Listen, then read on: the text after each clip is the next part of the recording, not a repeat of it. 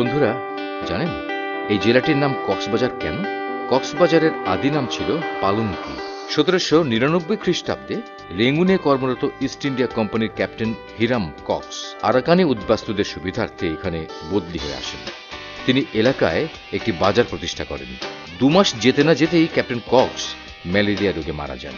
Captain কক্সের স্মৃতিস্বরূপ বাজারটির নাম রাখা হয় কক্স সাহেবের বাজার, আর তা থেকেই নাম হয়ে গেল কক্সবাজার। কক্সবাজারের প্রধান আকর্ষণ হচ্ছে এই সমুদ্র, আর এই সমুদ্রটি আপনাদেরকে কিছুক্ষণ পর ঘুরিয়ে দেখাবো।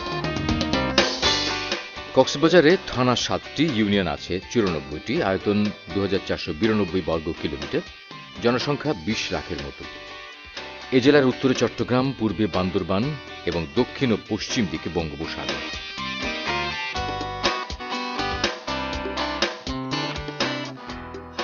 বর্তমান কক্সবাজার বেশ উন্নত।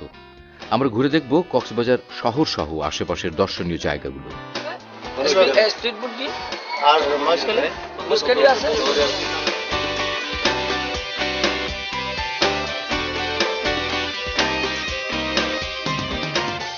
কক্সবাজারের ঐতিহ্যবাহী মার্কেট হল বার্মিজ মার্কেট, আর এটিই হলো সেটি।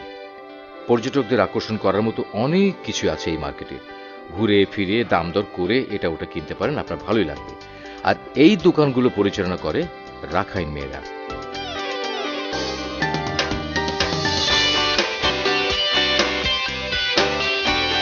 টাইম ফ্রি নেগ্রাম অর্থাৎ দেশের পথে। কক্সবাজার এখন পর্যটকদের তীর্থভূমি। এ কারণে গড়ে উঠেছে বিশ্বমানের বেশ কিছু হোটেল। তারই কিছু নমুনা দেখছেন।